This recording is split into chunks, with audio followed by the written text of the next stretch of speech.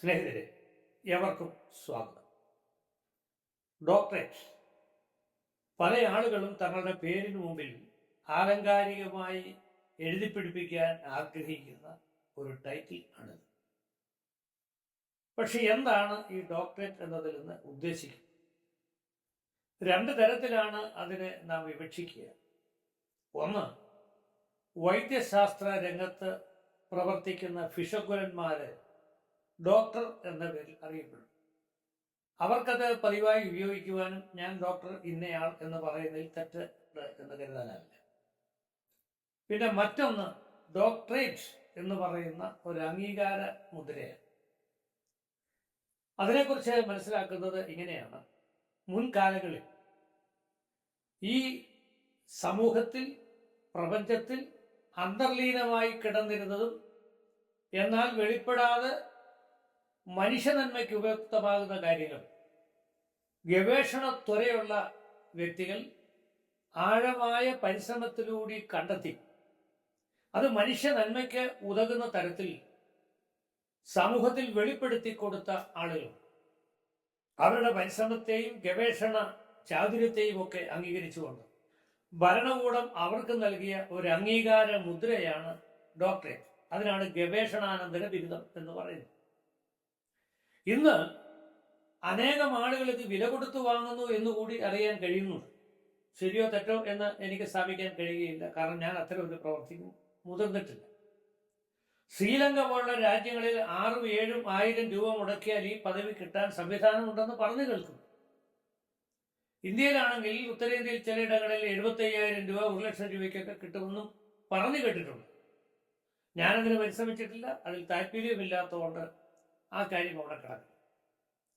പക്ഷെ ഞാനിപ്പോൾ പറയുന്നത്, ഇത്തരം ടൈറ്റിലുകൾ കൊണ്ടു നടക്കുന്ന വ്യക്തികളുടെ സാക്ഷ്യപത്രങ്ങളുടെ മൂല്യം ഭരണകൂടം ഒരു പരീക്ഷണ വിധേയം ആക്കേണ്ടതുണ്ട്. അത് വളരെ പ്രധാനപ്പെട്ട കാര്യമാണ്. ചില ആളുകൾ സുദീർഘമായ കാലഘട്ടത്തിലെ കഠിനമായ പ്രവൃത്തിയുടെയും അന്വേഷണത്തിന്റെയും അധ്വാനത്തിന്റെയും ഒക്കെ ഫലമായി അവർ നേടിയെടുക്കുന്നതായ ഈ അംഗീകാരം ഒരധ്വാനവുമില്ലാതെ ഒരുപക്ഷെ ഡോക്ടറേറ്റ് എന്ന് എഴുതുവാൻ പോലും അതിന്റെ സ്പെല്ലിംഗ് പോലും തെറ്റിക്കാൻ സാധ്യതയുള്ളവർക്ക് ഇത് കൊണ്ടു നടക്കുന്നുണ്ടെങ്കിൽ അത് ആ ഒരു പ്രത്യേക അംഗീകാര മുദ്രയെ അവഹേളിക്കലായിട്ട് പരിഗണിക്കേണ്ടി വരും. അങ്ങനെയെങ്കിൽ അത് ഭരണകൂടം അന്വേഷണ വിധേയമാക്കേണ്ടതുണ്ട്. ഞാനിത് പറഞ്ഞു വന്നത് അൽഫ എന്നൊരു ദൈവശാസ്ത്ര പഠന കേന്ദ്രത്തെ കുറിച്ച് കേൾക്കുന്നു. ഇത് എവിടെ ആരെ സ്ഥാപിച്ചു, എവിടെ കൊണ്ട് അഫിലിയേറ്റ് ചെയ്യപ്പെട്ടു എന്നതിനെ കുറിച്ച് എനിക്കറിയില്ല. ആ സ്ഥാപനം കുറച്ചു കാലങ്ങൾക്ക് മുമ്പ് ദുബായിലെ ഒരു ഓഡിറ്റോറിയത്തിൽ വെച്ച് ചില ആളുകൾക്ക് ചില കറുത്ത ഗൗണും അതിന്റെ മുകളിൽ തലയിൽ ഒരു തൊപ്പിയും ഒക്കെ വെച്ച് ഡോക്ടറേറ്റ് കൊടുത്തതായിട്ട് അറിയാം. അങ്ങനെ കണ്ടിട്ടുണ്ട്. അവിടെയുള്ള ആളുകളും പറയും. എന്താണ് ഇതിന് ആധാരമായത്? ഇവർ ഇൽപ്പെട്ട ഒരാൾ ഒരിക്കൽ എന്നെ ഫോണിൽ വിളിച്ച്, എൻ്റെ ഒരു അടുത്ത സുഹൃത്താണ്, അദ്ദേഹം പറഞ്ഞു, നിങ്ങൾ അതിനെക്കുറിച്ചൊരു പരാമർശം നടത്തിയത് ശരിയായില്ല. ഞങ്ങളൊക്കെ അധ്വാനിച്ച് ഒത്തിരി പഠിച്ച് പ്രബന്ധങ്ങൾ അവതരിപ്പിച്ചൊക്കെ കിട്ടിയതാണ് എന്ന് പറഞ്ഞപ്പോൾ ഞാൻ പറഞ്ഞു, നിങ്ങളുടെ അധ്വാനത്തെയോ നിങ്ങളുടെ പഠനത്തെയോ നിങ്ങളുടെ പ്രബന്ധങ്ങളെയോ ഗവേഷണ ത്വരയെയും ഒന്നും ഞാൻ കൊച്ചായി കാണുന്നില്ല. അത് നല്ലത് തന്നെ, നിങ്ങളുടെ അധ്വാനത്തിന്റെ ഫലം നിങ്ങൾ അനുഭവിക്കണം. പക്ഷെ എന്റെ സംശയം ഇതാണ്, ഇതേത് സർവകലാശാലയുമായി ബന്ധപ്പെടുത്തിയാണ് ഇത് വിതരണം ചെയ്തിരിക്കുന്നത്?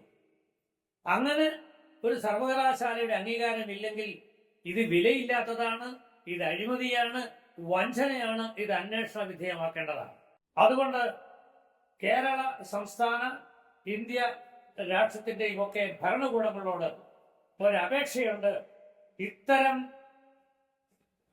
യോഗ്യതാ സർട്ടിഫിക്കറ്റുകളെ, സാക്ഷ്യപത്രങ്ങളെ കൃത്യമായി ഒന്ന് വിലയിരുത്തതിന്റെ ഒതന്റിസിറ്റി പരിശോധിക്കേണ്ടതുണ്ട്.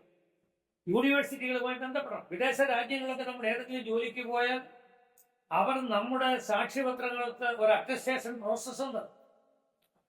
ഏത് ഡിഗ്രി എവിടുന്ന് സ്വീകരിച്ചാലും അതേ യൂണിവേഴ്സിറ്റിയിൽ അയച്ചത് അന്വേഷിക്കുന്ന ഒരു ഏർപ്പാടുണ്ട്.